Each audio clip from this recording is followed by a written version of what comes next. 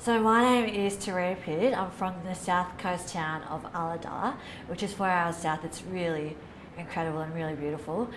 I studied as an engineer, and so I moved to WA to work on the mines over there, and I really fell in love with the place where I lived. There was waterfalls, there was adventure, there was national parks. My boyfriend and I were up there and were so happy. And then I decided to go an ultra marathon because I've always liked challenges and I've always liked keeping myself really physically fit. And I didn't know it at the time, but that marathon, that ultra marathon, would be the day that would ultimately change my life forever. So during the ultra marathon, I was trapped by grass fire, not just myself, but there was 6 other people, and all of us were burnt, and I got burnt to 65% of my body. But the really extraordinary thing is how we were rescued. A helicopter pilot came down and landed.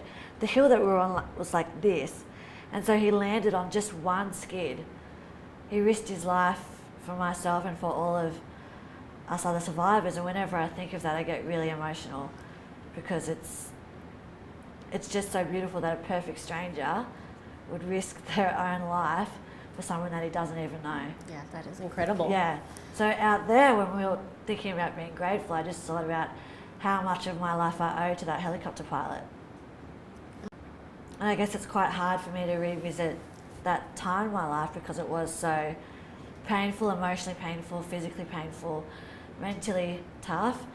But I don't think anyone succeeds without an amazing team around them.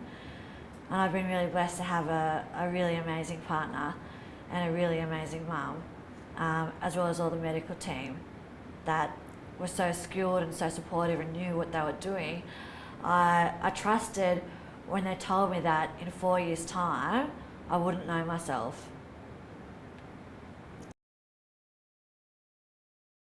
When I compare my life now, like now 4 years onto my life before the race, there's a few things that I've lost, like my fingers. I look different. I'm not as physically capable, but I'm grateful to the fly because it's taught me that mindset is everything in this life, and I think that's so important. I've actually loved him since I was like 12. Yeah, my dad was a big Robbins fan, and I really got into him. And I read his books, and because now I'm on the speaking circuit, I thought who better to learn off on how to do it than the best speaker in the world, which is Tony. So that's why I'm here.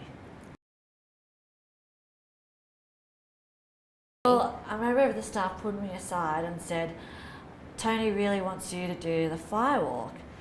And in my head I was thinking, there's no way that I'm doing a firewalk. Like, fire is my biggest fear. Why the hell would I do that? That's just stupid. And as the day wore on, at some points I was like, yeah, I'm gonna do it. And then at other points I was like, oh, no, I'm too scared, I'm not ready. And I guess I used all the excuses. I used the story of what had happened to me not to do it. And then myself and my friend Jess got pulled backstage, and Tony said, are you going to do it? And I said, yeah. And that was it. I went straight after Tony.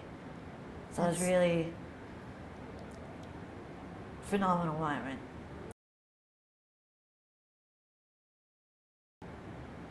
I don't know, it's like when you achieve something and you look back and you say to yourself, well, it wasn't that bad, it wasn't so scary, it wasn't that tough. So I think that's just what happened with me.